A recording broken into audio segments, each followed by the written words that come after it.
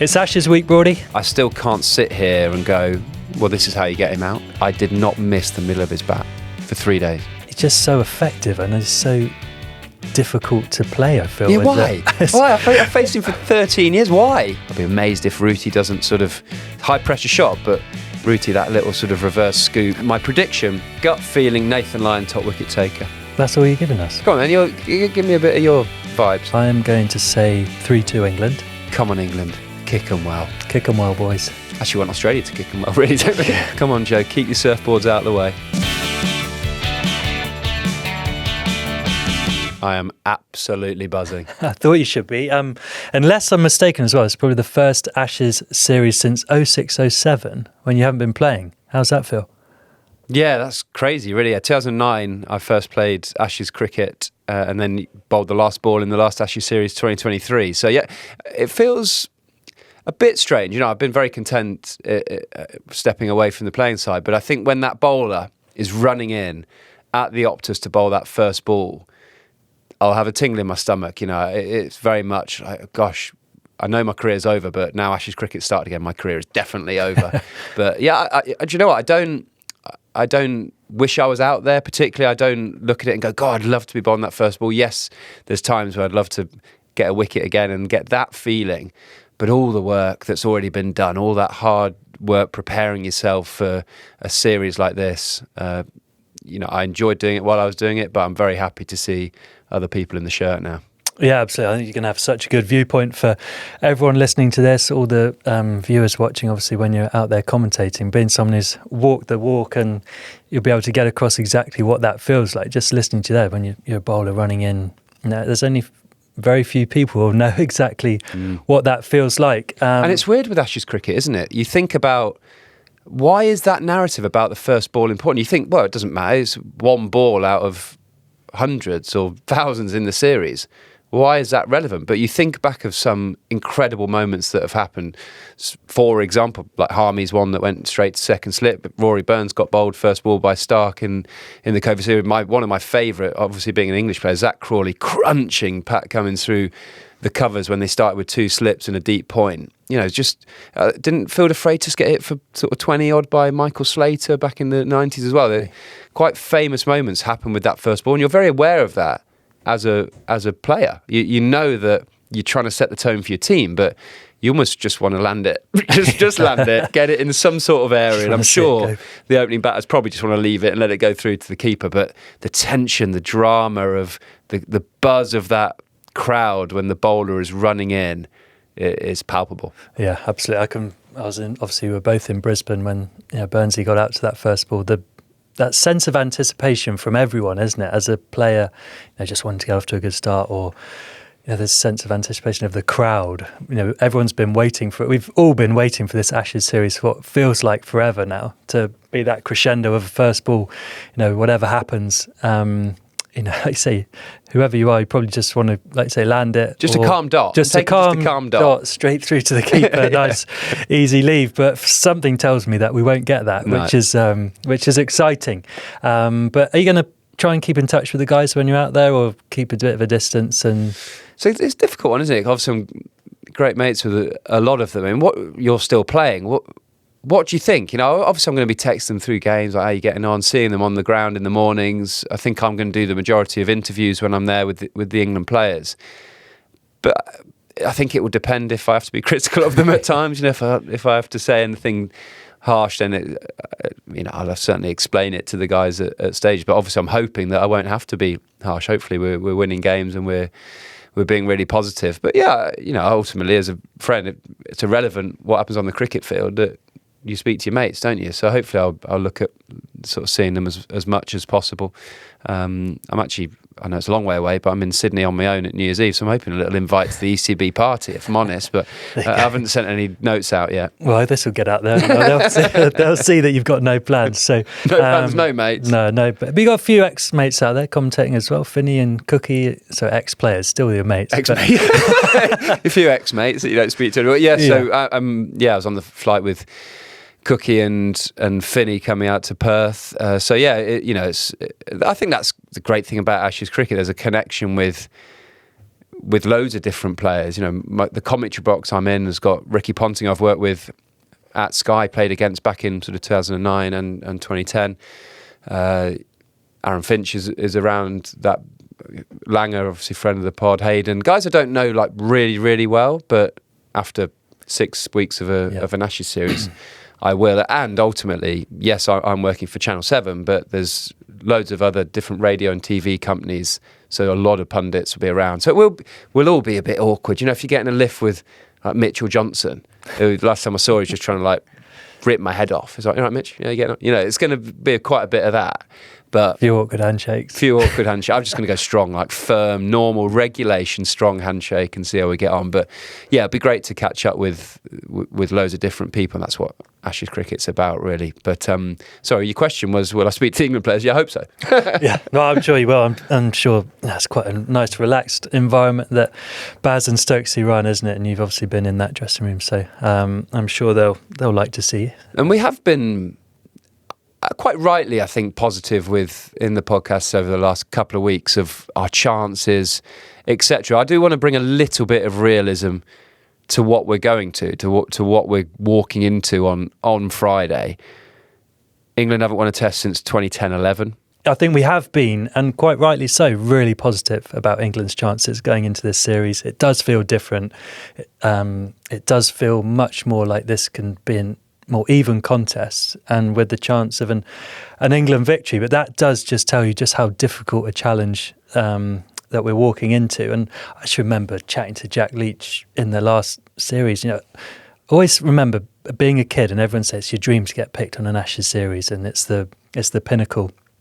And sort of half tongue in cheek said to Leach, why does everyone want to get on this tour? It's horrible. It's absolutely brutal. Like, we haven't won a match here for so long. We're getting absolutely peppered by the crowd. We're getting peppered in the middle. It's horrible. But that was my own experience of being out there. And this is going to be very, very different. And what are the main reasons you think that this England team can succeed out there? The mindset that Brendan McCullum and Ben Stokes have brought to the group that has been talked a lot about. I think this whole B-ball, I don't like to say that word that gets used so often, gets a little bit, I don't know, misunderstood at times. Ultimately, it's just a mindset of how you want your group to go out without fearing failure, playing on the positive side. If you've got a choice between positive and negative, take the positive. Don't fear getting out. Play with aggression, play, that run towards the danger that Baz always talks about in the changing room, but staying very relevant, staying very present of what you're doing. It's just a mindset that Baz lives his life by, really, isn't it? That the players have the freedom to go out and, crucially, they make good selection decisions, which hasn't always been the case in Australia. The batters have got the ability to all play world-class innings, definitely gone away. It actually reminds me of your 2019 World Cup winning side. You're not looking for players to just be really consistent, steady and chug along. You have someone in that 7 that can win you the game on their own on that day. And England sort of have that in a sense, that there's someone in that lineup, whether it's Crawley, Duckett at the top, whether it's Popey, who's played unbelievable innings, Ruti's the glue, Harry Brook can, he's got a test match triple century. You know what Stokesy brings. Jamie Smith's a really exciting new player on the scene. Jacob Bethel's been highly talked about. We saw that ODI knock at the Utilita Bowl against South Africa. It was a brilliant innings. You've now got a group of players that, even if you're 20 for 3, someone could get you out of trouble. And I think that feels a really positive sign. It's a fantastic batting group that looks a settled batting group. Batting group. Played together for you think about Ashes tours previously. 2010 we went with you could have named our team 8 months before. We knew what was coming. I always feel sorry for certain players that end up going to Australia. James Vince is a name that springs to mind. Brilliant player. Okay, you go and bat 3 against the big boys, you know what I mean? Good luck. Hasib Hamid's another one. He's played all his tests against India and Australia, I think. Timing is everything in sports sometimes. And going to Australia as a relatively inexperienced international performer is as tough as it gets. And if you then fail, you seem to get left out the next tour and that's it. But I feel like this is Baz and Stokes have been very strong on selection. It's solid. The guys know what was going on. Yes, there's a discussion, has been for months, of the number 3. But it feels really positive. The bowling attack, we don't know what we're going to get, but when I look at that, that is all to do with how many runs we get. If we get runs on the board, the bowling attack will be really effective. If we're 230 all out, the bowling attack won't be effective. That's just the nature of it. And conditions have changed a huge amount in Australia. Steve Smith talks about that a huge amount, whether it's to do with having a bowling captain in Pat Cummins, that the pitches have seamed. The MCG got a final warning on it being too flat and boring, so they've spiced that up a little bit. So the pitches have had a green tinge. That suits someone like Travis Head at batting number 5, where he comes in and just sort of tees it up a little bit with his hand-eye coordination, so talented. So it's a different style of cricket that we've seen in those 15 tests. And one that lends its style to the England guys. A little bit.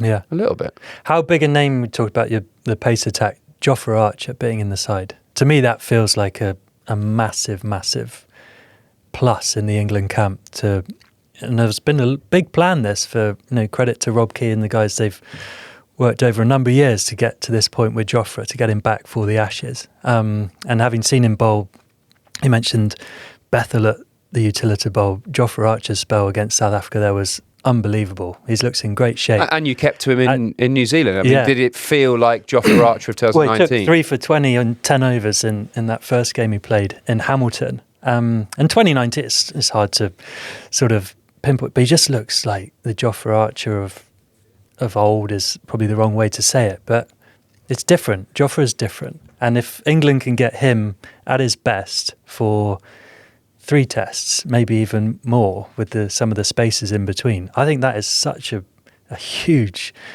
trump card for England to have. First of all, you've rightly credit to Rob Key, the decision maker at the top. Massive credit to Jofra for working the hours that he has to get his body right. And having the ambition to play tests. All the physios that have travelled around the world with him, those, when you're injured, and those grinds are pretty horrible, aren't they? It's lonely, isn't You're it? in a random gym, 8 a.m. just doing loads of sort of prehab stuff.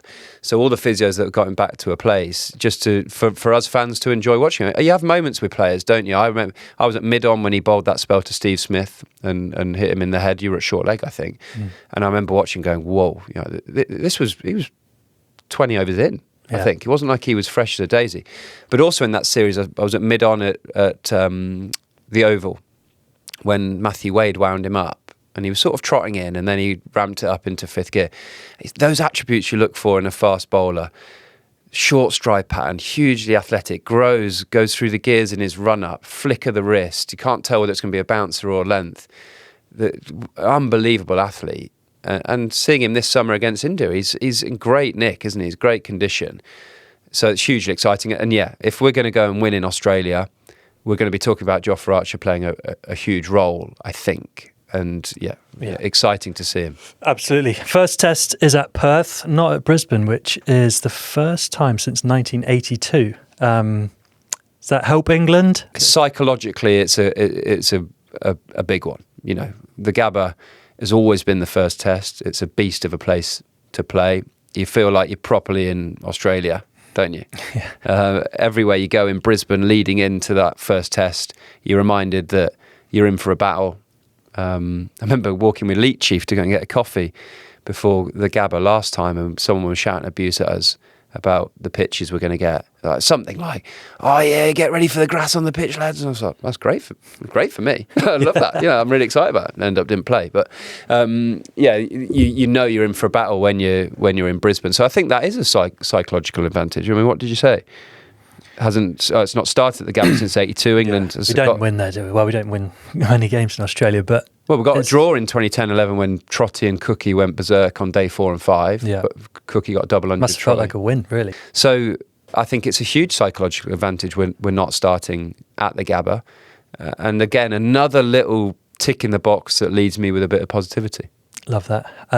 What is that you mentioned there? Just getting peppered by whether you go for a coffee, whether you're walking down the street to go to the gym, whether you're going out for a meal, whether you're at the ground, they're on you, aren't they? Australia lots of people have said it, you're not playing against 11 guys, you are taking on the whole country. They're all into you, and I think they all take pride in sort of playing their part in Australia. Even customs. Exactly. Like they just want to wind you up and say, I know, bowled a bad spell. Oh, that's because I wound him up at customs. Yeah. Said he has to change his boots because you can't bring soil in. On is that what it is? You're not allowed any soil. So generally, you just, I think, right, I'm going on Ashes tour. I'm taking everything's brand new. I'm just not going to mess around with anything. It's brand new everything. But still, you unpack your bag. The whole bag gets unpacked. You're like, no, everything's new, mate. So there's no soil. No, but yeah, you got to unpack everything I want to see. So there you are, like after a 24-hour flight, or whatever, you're just unpacking all your kit to then pack it back in.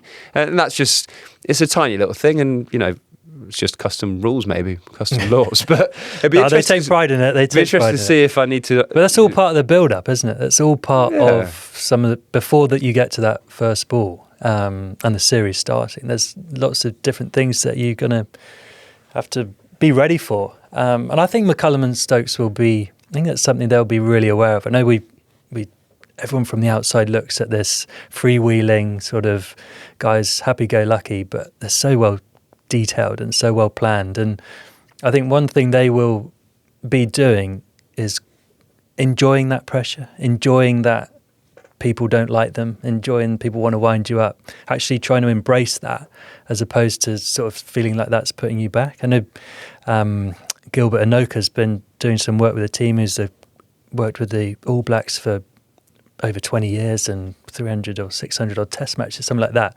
But he spoke about wanting to enjoy that pressure moment, not being afraid of the pressure coming on, because actually that's where you want to be. You want to be walking towards that moment and embracing feeling a little bit uncomfortable. That's actually should feel like a massive tick in the box. And I think this side will be going there with that kind of mindset, which is a huge tick, because a lot of the time I don't think an England team, as we've talked about, will arrive as in such a good space as this team has. But you just feel a bit on the back foot all the time from when someone shoves a mic in your face when you land and asks you about McGrath saying it's going to be 5-0 again. You just feel on the back foot all the time. Whereas I think this side, especially early, and if you can start well, will have their chest out and be a bit more taking it on as opposed to a bit reactive. And I think that's going to be a big part of this. Yeah, do you think they'll talk about blocking the noise out or going down that route? Or do you think they'll just not even mention it so it's not a thing? I think they'll talk about having an awareness to it and not trying to ignore it. It's a different kind of thing. But when people used to say, oh, World Cup final, it's just another game. I never believed that. And it doesn't feel like that. So the more you tried to say it's just another game, the less it felt like that. And I remember Owen Morgan saying in the training day before a World Cup final, just have a look around. The boards say World Cup final. Like, it's a bit different. Like, it does feel different. We feel different on the eve of this match. What we can control is exactly the same, but don't push away those feelings of what if we win? What if we lose? What if, everywhere looks different? It's a World Cup final. And I think that's what these guys will be doing, going into this game, it does feel different. This is a massive test for us, the Ashes. This is what we've been working towards, since Baz and Stokes took over, I think. And it's little things. So it's just accepting that and being excited for that and not trying to ignore it. I think the more you try and ignore that and say, we'll ignore everything. We'll, have a bit of humour as well. I know you took the paper into the media after you've been called a shit bloke for however long, and they weren't naming you, were they, in the paper? They were calling me, they wouldn't name my name, and they put a cross through my face, so they just put me as a ghost in my whites. So the team photo, I was a ghost, and everyone else was like pictured or whatever. And I got 6 for and walked in with that paper under my arm, which was, it was a bit daft, but I think they kind of respect that. It wasn't deliberate, honestly. There was a massive pile of unsold papers in the corridor. I thought, well, it's obviously not sold very well. I'll pick one of those up, and nicked it, actually. Probably should have got arrested, but so walked into the press conference with it under my arm, and it didn't end up being a great tour for us. But but I just think you can't shy away from it. I don't think these guys will. But even how different it is, that first morning, you're going to have like butterflies. What I was always conscious of on the team bus is silence. If guys go really internal, they're not speaking. Because normally there's a bit going on the team bus and they're talking about different things. Sometimes it's just absolutely silent. You're like, right, you can tell everyone's nervous. But you walk out for warm-up and the ground, yes, test match days, international games, they're always busy. But there's everyone's there, and it's so busy, and there's TV cameras everywhere, and everyone's looking at the pitch, and it just feels like, whoa, okay, this is a big morning. And you walk out, you've got the national anthms in front of... Anthems feels big. Well, what's the Optus? How many does that hold? 60,000. 60,000. So that anthem's going to be like, your emotions are going to be really spiked, aren't they? So sort of being aware that it is just a bit different than a cold Tuesday night at Stoke. But no, I think that's good advice for the guy. And obviously this environment encourages people to be out and about, go and enjoy the tour. Actually, speaking to Ruti in New Zealand, he was saying how much he's looking forward to just getting to enjoy Australia as well. He's been there last couple of times as captain. Obviously the last tour was COVID as well, and all those different, so it'll be such a different tour from the last one as well, and those guys will try as much as they can within reason to go and enjoy. Well, also tiny little things that happen in Australia, and this is minute detail, but generally test series leading in, you have 2 training days before, you get one morning, you get one afternoon, don't you? So the morning training, you train in the morning, have lunch at the ground, then you can go and relax in the afternoon.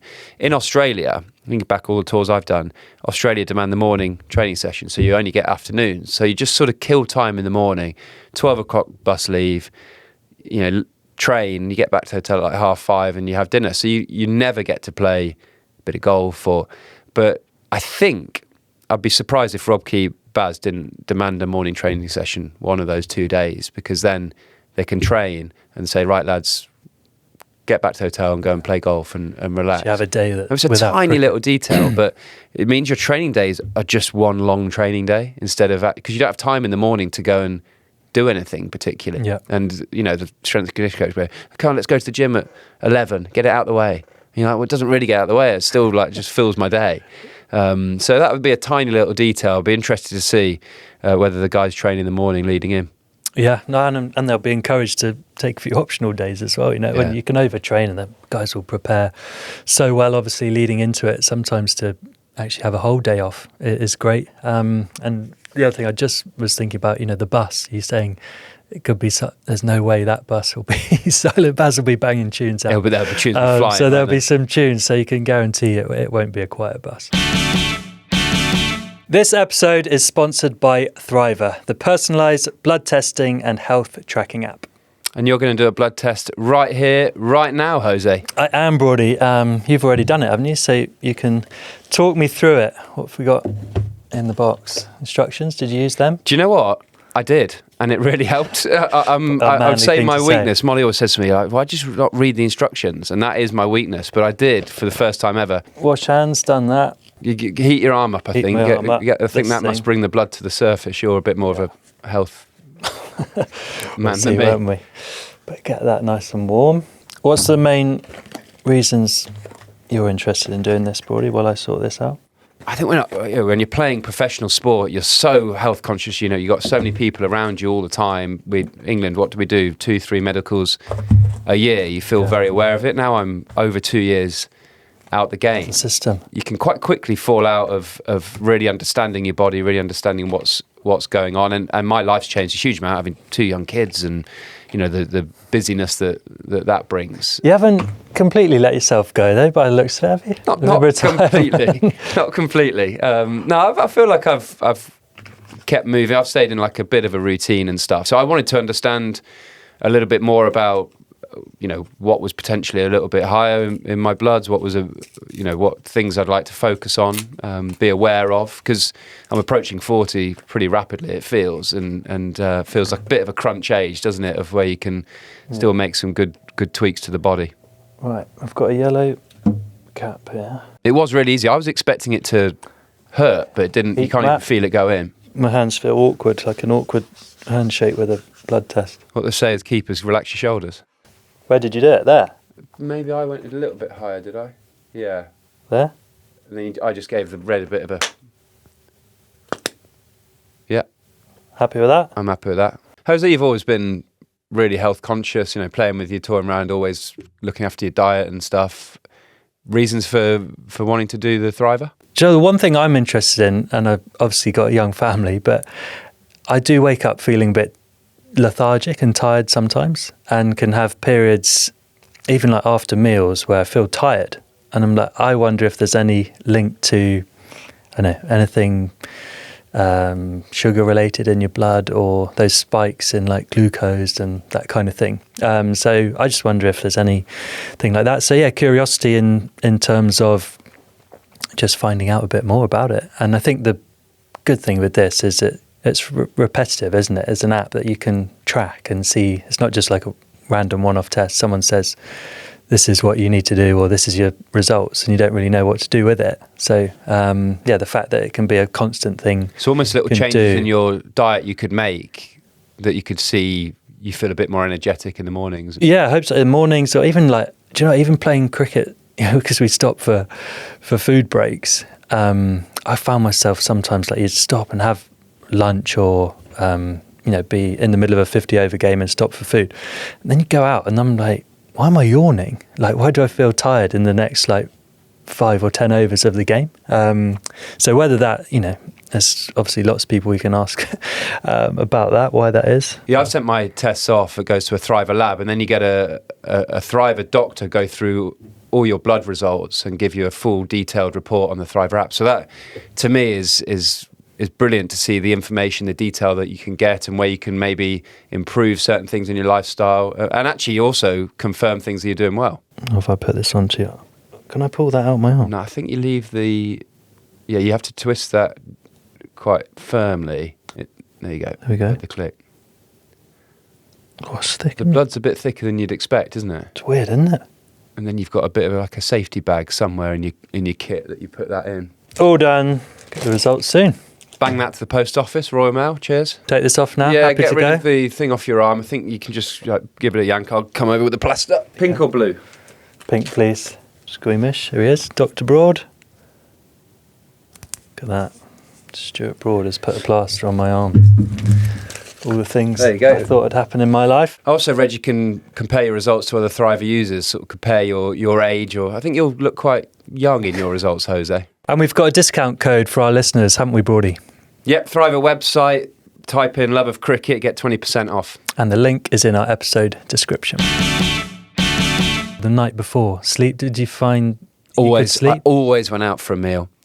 I just felt that I felt that if I just sat in my room, all I would do was think about what's going to happen tomorrow. Where's my first ball going to be? How are we going to get on? That was a bit of a culture for me all the way through, actually, was that night before every test match, I'd try and get out my room, try and do something. Actually, a funny one at 2010-11, we went out for a bite to eat.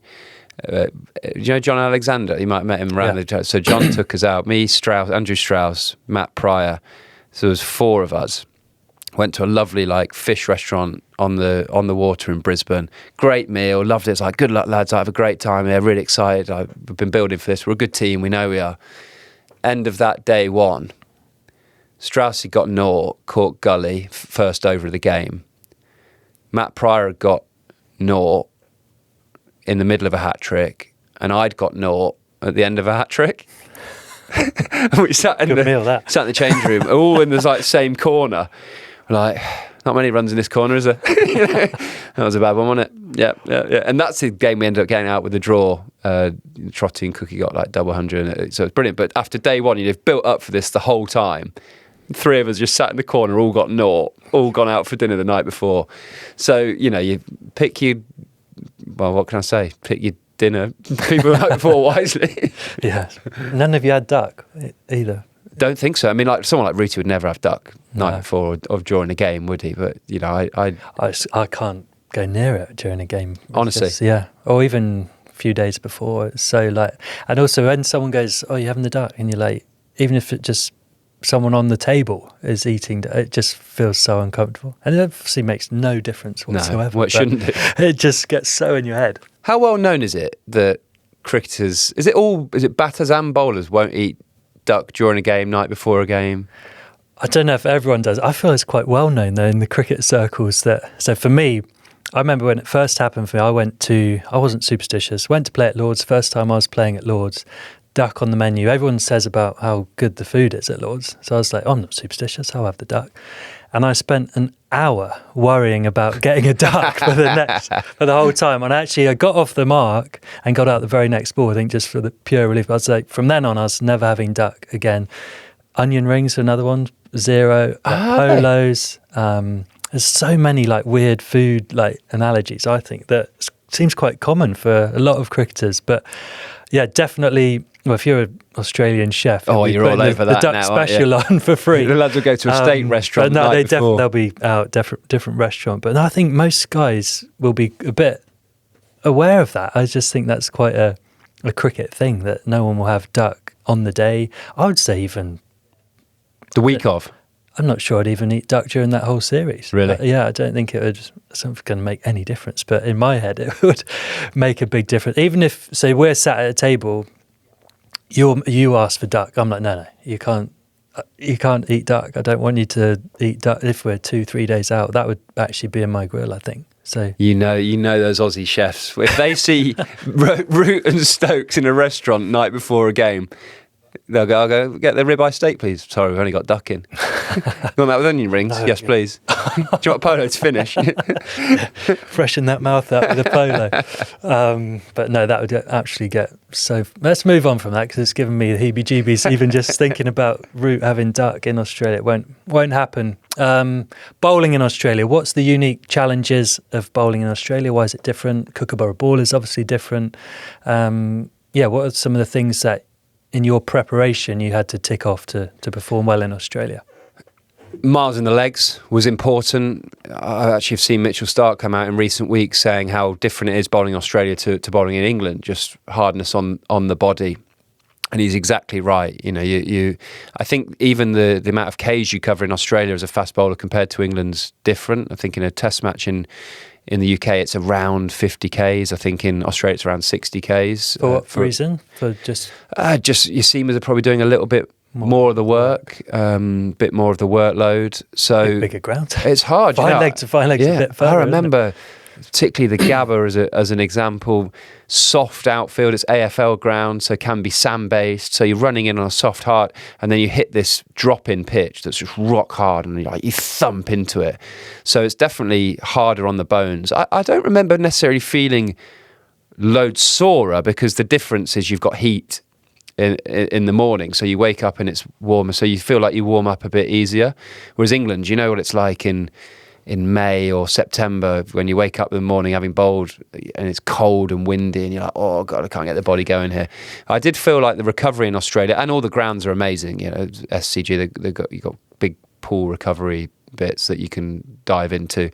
The key to it really is your batter's giving you long enough to have a break, have a rest. And that's a point of this series, that England, even if they go and get 350, they do it pretty quickly. So the bowlers aren't going to get a huge amount of rest. And that's pretty crucial. And that's why the Aussie bowlers are always so phenomenal, because their batters generally give them quite a strong rest in between.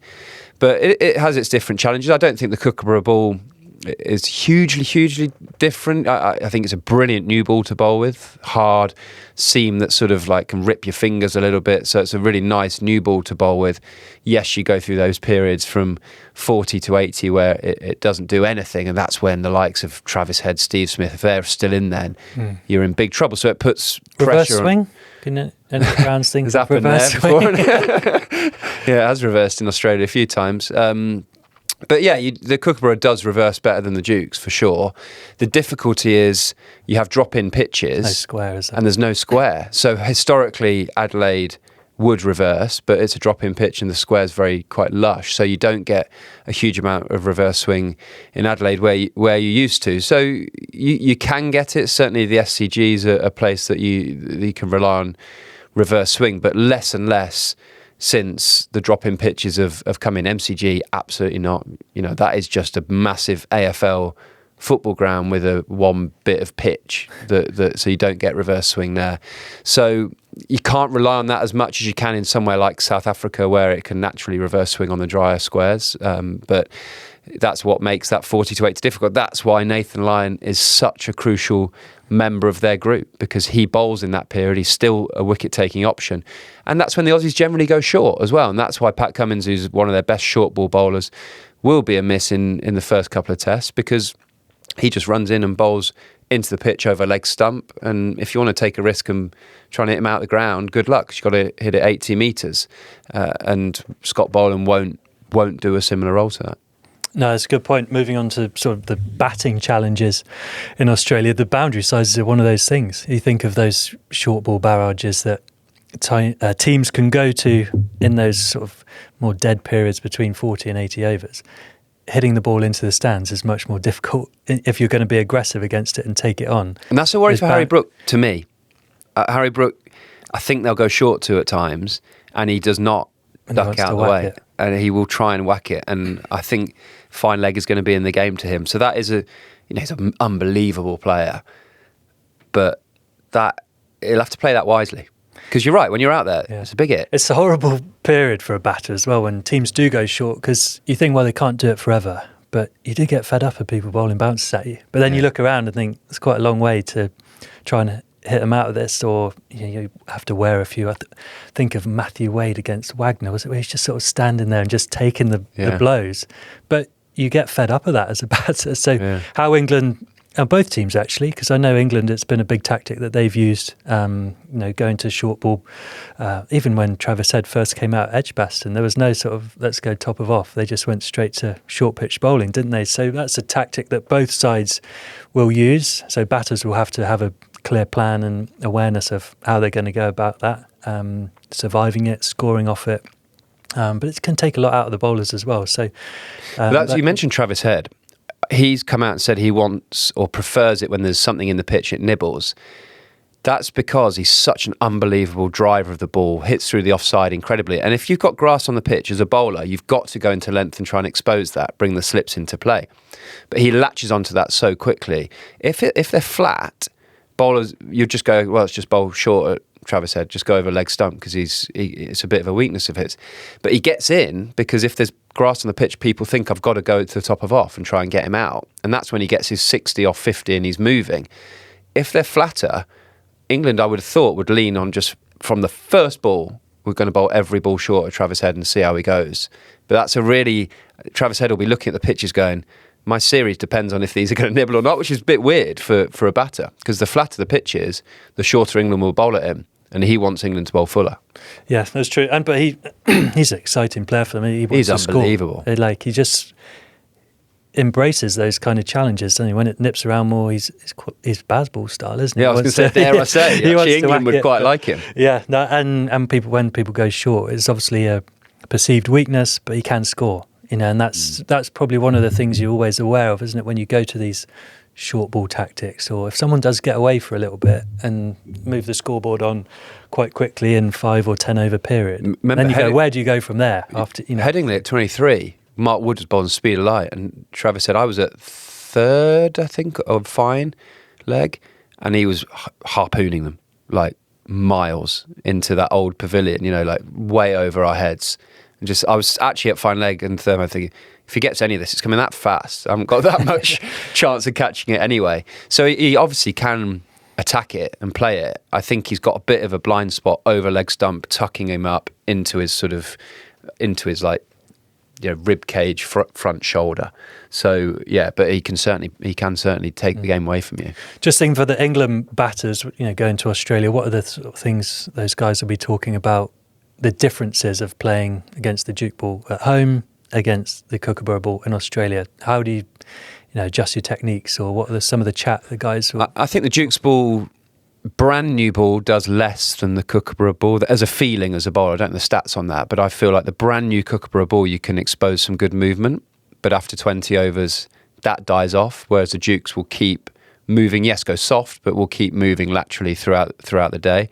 So I think England have got an opportunity in the likes of Harry Brook-Stokesy to have a good period of batting from that sort of 40 to 80 where they can really attack. They're not going to go to Zach Crawley and Ben Duckett, just try and see off the new ball, are they? They're just not going to do it. They have to hit Boland will just hit length. That's their greatest strength. They don't miss. They just bang length. So they will have to try and hit them off that length, and they'll do that. I'll be amazed if Ruti doesn't sort of high pressure shot, but Ruti, that little sort of reverse scoop for Boland, because he knows where the ball's going to be. Yeah. I'm amazed if he doesn't just sort of give that a nudge in the first couple of tests and try and spread the field a little bit. But like anything, we can talk all day about it, but if Zach Crawley if one nips back to Zach Crawley and he's bowled, and then Duckett nicks one to second slip, so you're 20 for 3. It's a completely different ball game than if they get moving a little bit and you're 60 for none, and you know, you're into the series and the guys can just play naturally. You know, that's why opening the batting, opening the bowling is a hugely pressurised situation, because you're setting the tone for your team. Yeah, absolutely. And just saying, a small technical, obviously for Australia, the bounce. As a batter, you're so much more aware of the bounce of the ball, especially those sort of back foot punch shots. I think that's what a lot of people would talk about. Would you say go cross bat? That's what I feel like a lot of people would say. And I always think of Graham Thorpe when we went last time. It's cut, pull, or play straight. You know, that's Michael Vaughan, unbelievable, wasn't he, in 2002-3? He pulled McGrath off that length really as well, which so that would be an area that is sort of one of those discussions, isn't it? As a batting group, how are we going to combat the bounce? How are we going to use it to our advantage as well? And I think that's something that, you know, as an England player, you need to adapt to quickly and be aware of just that extra bounce, because that does bring in the outside edge more. Alistair Cook, 2010-11, all he does was cut. One of our greatest ever players, but he had 3 shots. He could cut, pull, and sort of clip it through mid-wicket, couldn't he? Yeah. And he stuck to that and scored like 800 runs or something insane. So there's definitely something in it that the better cutter and pullers who pick length up early seem to score better. It's Christmas, Broady. What a great time of year to get yourself our special For the Love of Cricket wine case. And our listeners can get 25% off our case right now. Just add it to your basket and save on your Christmas wine. I love Christmas and wine. You know, I love pairing the food and the wine, starting with a sparkling wine in the morning, maybe a white, with the starters, a bit of smoked salmon, and then when the main event arrives with the turkey, I always go for like a lighter red, maybe a Beaujolais or a Central Otago Pinot Noir. So I love that match. You know, follow Laithwaites on Instagram. They do some great recommendations of different bottles of wine to match with your food over Christmas. And yeah, I love that feeling of matching your wine and food. Very good. And Laithwaites are getting into the festive spirit, Broady. New customers can get 30% off their site this Christmas when they spend £95 on anything across the site. So pour yourself a festive glass, settle in and join us. For the love of cricket and a good bottle of wine with Laithwaites. Okay, Broady, where is this series going to be won and lost? Let's pick out some key battles. Crawley and Duckett, I think, are a huge part of England's plan and the game. Their partnership's been excellent and they're so different. And I do think that is, you know, talked about beating Australia, the lengths are different, the bounce, etc. And those two are such extremes, which is difficult as a bowler. Why? So Marcus Trescothick was one of his top 3 hardest batters I ever bowled to. I only did it Nottinghamshire versus Somerset. He struggled in Australia, and it was always that sort of talk about bounce for him. Is that going to be a thing for Duckett? Maybe. I don't know. Obviously, he's a short guy, but he's been used to cutting and pulling his whole life just because he's a short guy. So I hope and expect it to kind of suit him, really. You think of Justin Langer, great Australian player. I don't know who's taller out of the two of them, but similar kind of stature. And you know, Duckett's so efficient at cutting and pulling, and from lines that he'll be cutting quite straight balls. Yeah. I think that's one of his sort of big strengths, is that the width. It's not, as a bowler, I don't think you feel like you bowled that wide. Yeah. That he'll be able to slide that ball off. So I think he's been a brilliant player for England and been playing so well. So we hope, you know, the Australian conditions will suit him. Zach Crawley obviously played in the last Ashes in Australia and had some really good innings, I thought. And I think he's got the respect of the Australian team. He's not always the most consistent player, but he is a player of great innings and a good player of fast bowling. So I think the conditions will suit him. And if they can set the tone for England and get off to not even great starts, decent starts. You know, there's a nice bank of players there coming in behind them. So and it'd be Starkey. It'd be Starkey swinging it into Crawley's stumps, trying to swing it away from Duckett from straight, from a fuller length. That's Stark's like so difficult because he bowls fuller than anyone else in the world, it seems, doesn't it? And like, but it doesn't feel like you can just lean on him and push him down the ground for some reason, because he's 6'6", 90 plus, and always seems to move it. And he's now developed the last four years ish the wobble seam that you can see on TV. He places it really obviously, as most bowlers do. So you can go, oh, this is going to be the one that either goes across the right hander or comes in at the lefty. But at that pace and that trajectory, it's so You've still got difficult to react to. So he's, he goes under the radar a bit with Hazelwood, Cummins, how good Lyon's been, but he's an absolute beast of a performer, isn't he? He's a real wicket taker as well. Yeah. He can create. It's one of those bowlers that takes. He brings in all the dismissals because he does bowl full. For a guy who's that tall and that fast, he gets it up there, and he is a real wicket taker who's very good as well at.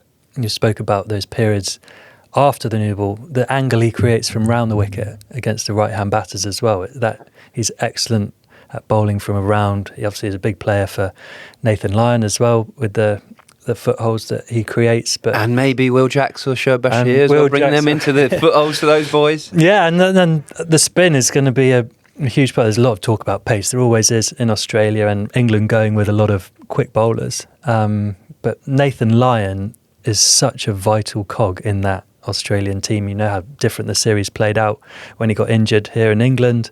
He's just so effective and he's so difficult to play, I feel. Yeah, why? Why? I faced him for 13 years. Why? And well, from my own experience, his accuracy, the overspin just on thing. You, it's just on you. But he comes, when he's very good on day one a lot of the time, he comes round the wicket and he's in at your thigh pad, but with the bounce, and you've got short leg and a lot of the time leg slip, who feel very in the game, sometimes catch him mid-wicket. He's got three guys taking wickets. You're only looking really to score one side of the field. Reverse sweep feels a big risk because of the bounce, and then he's got his scouts out as well. So it's quite hard to... Does have defensive fields. So he has long on, cow corner, deep square, but then he's got three aggressive catches. So that in-out field, you're not someone you could be like, right, I'm just going to hit him out the attack, because we spoke about the boundary sizes earlier as well. Harry Brook's definitely getting caught deep mid-wicket at some stage, isn't he? Well, I remember my own experience going to the last Ashes was like, I'm going to, be more positive, go on the attack. It's the last over before tea, doesn't matter. Nathan Lyon's on. He had brought long on up. That's right, I'll run down and smack him over his head. Ran down, dragged it straight to deep mid-wicket, straight to him. And it's like that bounce and that dip that he gets. You think it's there, but it's just not. And he's incredibly accurate. He's got 560 odd Test wickets. He's a great bowler for.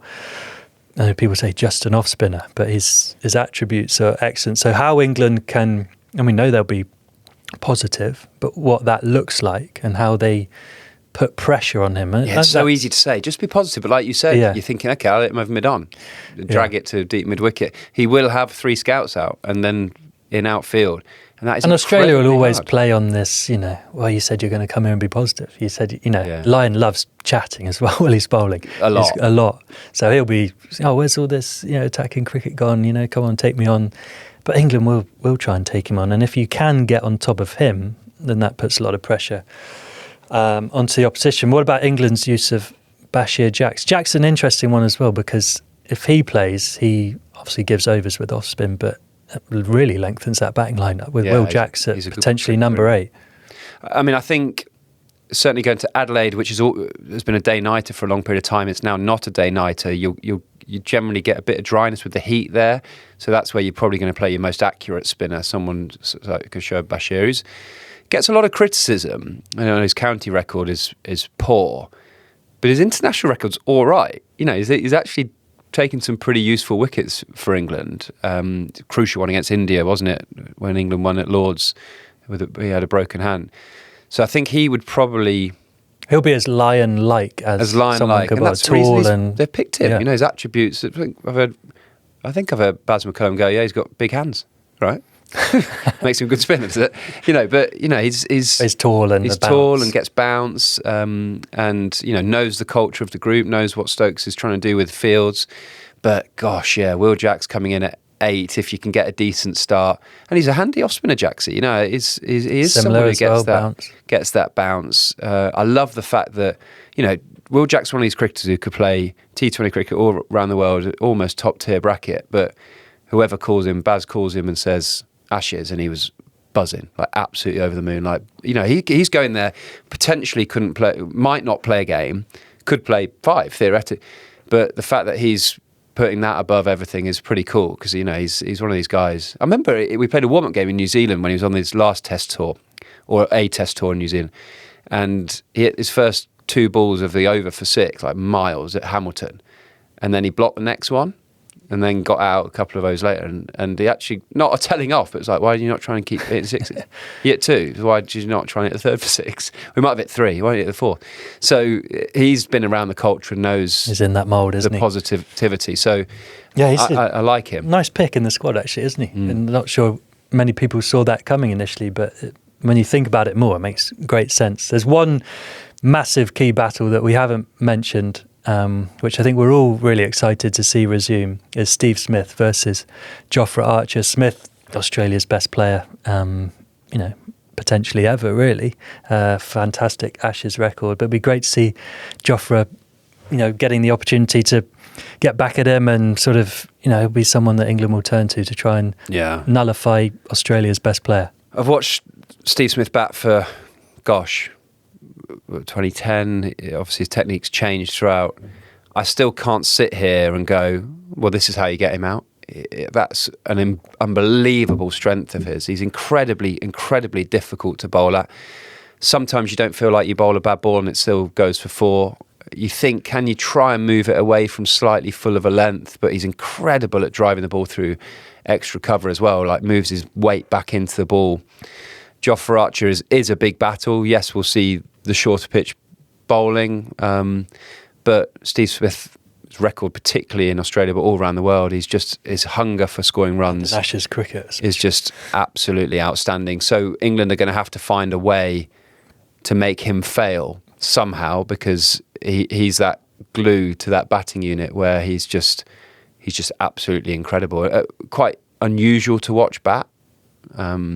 Doesn't bring any joy bowling at him, particularly, but he just churns them out, and he's got a mindset that, you know, he's so hungry. I remember I played for the Hobart Hurricanes, and Tim Payne was part of that group, and this must have been after an Ashes series where we were playing at the Wacker, and this pitch was flat, and we'd done okay. I think Johnny Bairstow got 100 and Malana got 100, so we're thinking, oh yeah, we're ahead of the game. We've got more than the sort of 300 or whatever. And I remember thinking when we were all out, feel like we're buzzing in our changing room with whatever we got, but it doesn't feel quite enough. And Steve Smith went in at tea on not many. I said, I don't want the taxman to come after me because I'm sort of making the numbers up. But apparently he said to Tim Payne, just like, I can't get out on that pitch. I can't get out. I feel that good. And he got like 200 or something. Remember, Jimmy got him out at the end of day 4, like with a P-roller that hit a massive crack. And then we came out to bat in these cracks. You could literally put your whole hand down them. To Vince, that like ball of the was century it that for one? a season. Was that the same Yeah, I think one? it would have been that one. Yeah. But I remember he got this big 200, and I did not miss the middle of his bat for 3 days. Every ball I tried to bowl hit the middle of his bat. And he's got that mindset that, okay, this pitch suits me, and I'm not getting out. But also, when you say like great players like that, what is keeping him quiet? What would you be like happy with Steve Smith averaging in that series? Well, he averaged over 50 in Test cricket, doesn't he? So I always think that if you're averaging over 50, when you get your half century, don't put your bat up to the crowd. But if you're England, so you're an England team, and you go, if we go right, we win the series, and Smith has performed at what level are you like he needs to be at for England to win? I think for us to win this series, we've got to keep him under 50, haven't we? He's going to score 100. It's what he does. If he averages 40 in the series, 40, I think England have got a good chance. That's at least 15 under his career average, so you're doing brilliantly. I think with him, you've got to get him early. So 2019, we had this plan that we're going to have a leg gully, and because he can step across, clip it round the corner, might get caught there, but also to try and keep him leg side to nick him off. And I remember Jason Roy was filling this leg gully, and he was diving left and right for the first 30 balls. Just missing him there. Smith got away, got 200s in that game. Unbelievable innings. I'd probably think he'd class them as some of his best innings. And we carried on with this leg gully. And it was the Oval, 5th Test match. He clipped one round the corner, straight to leg gully. And you're like, why? If that would have happened at Edgbaston, first Test, first innings, the whole series could have been slightly different. So you just need a little bit of luck with that. You need that little mistake early to go to the field or to go to the plan. You never know. England might go, do you know what? It's going to bowl every ball short of him. Neil Wagner's roughed him up a bit in Australia by bowling short. Could England do that? Maybe. But, I remember sitting in a bowlers meeting to Steve Smith in maybe 2017, 16, whatever that was. And, you could try and attack his stumps early. Oh, yeah, can we just click on how many times we've been bowled in Australia in the last 5 years? Once. All right, can we have a look at it? And he was on 160, scooping Mohammed Shami bowled. And we're like, might not be the play. Nice. But, he's phenomenal. If England are going to win, someone's going to have to get him early. And can Jofra Archer be that guy, nicking him off from back of a length, maybe just chasing it? Because Jofra Archer's got that angle of nipping back towards the stumps. Can he nip one away? Smith's looking for the nip backer. Little feather through to Jamie Smith and the celebrations start. But if England aren't celebrating in his first sort of 40 runs, it's going to be a long series. So let's move on to top performers of the series then.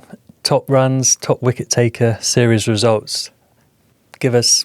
I'm not wild on predictions. I'm trying to avoid the big predictions. 5-0. Yeah, it just puts you in a little bit of trouble. Gut feeling, Nathan Lyon, top wicket taker. Nathan Lyon. I think, just because I think he'll play all 5 tests, really consistent. A couple of caught deep mid wickets in there, a couple of caught leg slips. But I don't know if all the other, like Pat Cummins isn't going to play 5. I don't know if everyone will play 5. So he will if he stays fit. I've got a feeling I want England to do really well, so I'm going to say Harry Brook, leading run scorer, batting number 5, ability to take the game away from teams, batting in that 40 to 80 period where the ball's doing less. He's got a chance of being leading run scorer, coming into the series in a bit of nick.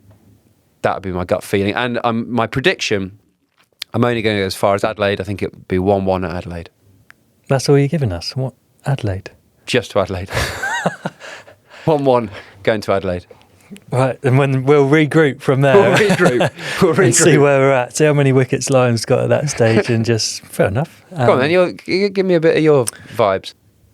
I'm going to say series. I think there'll be a result in every game. So I am going to say 3-2 England. Top wicket taker. So I've gone England to win. So we need someone from England to take a lot of wickets. But I just don't think like the your bowlers... shout of someone playing 5 games. It's smart, that. Who's going to play 5? Woody isn't. Jofra isn't. Spinner might not. Stokes is not going to bowl loads. Gus Atkinson's... we've not even mentioned Gus Atkinson. I think he's wicked. I think he's a really, really good... Gus Atkinson's wicked. He's going to be... Stuart Broad says Gus Atkinson is wicked. I think he's got a chance of being England's leading wicket taker, because I think he's maybe that's a better thing to do, isn't it? England and Australia's he could book in for 5. Gus could play 4. 5, yeah. Okay, Atkinson like that. I'm going to do England's then. But actually I'm going to say Archer, England's top wicket taker. 3 games, he's going to have a stormer. And I'm going Root. I think Root is... Brook, I think... Brook is obviously so exciting back at number 5 and has been scoring loads of runs. But I just think feels like it's Joe Root's time, Joe Root's series as a England player. Well, Jose, we've done all we can. we've talked... We could be absolutely miles off it. Talked a good game, but it's now down to Stokesy and the boys. And the 40,000 England fans who have all bought tickets for the series. That's a lot of people, isn't it? That's a lot of people, isn't it? That's awesome. And the next time I speak to you, I will be one of those 40,000. Oh, I'm working on it, but one of those 40,000 fans being there, just hoping and praying England do the job. Absolutely. Well, safe travels, and look out for a little welcome gift when you arrive in Perth. Follow us throughout the Ashes on YouTube, Instagram, and TikTok. Subscribe to the pod in your favourite podcast app. Come on, England. Kick 'em well. Kick 'em well, boys. Actually, want Australia to kick 'em well, really, don't we? Come on, Australia, Not shin 'em Joe well. Root. Not Joe Root. Kicking them well. Come on, Joe, keep your surfboards out of the way.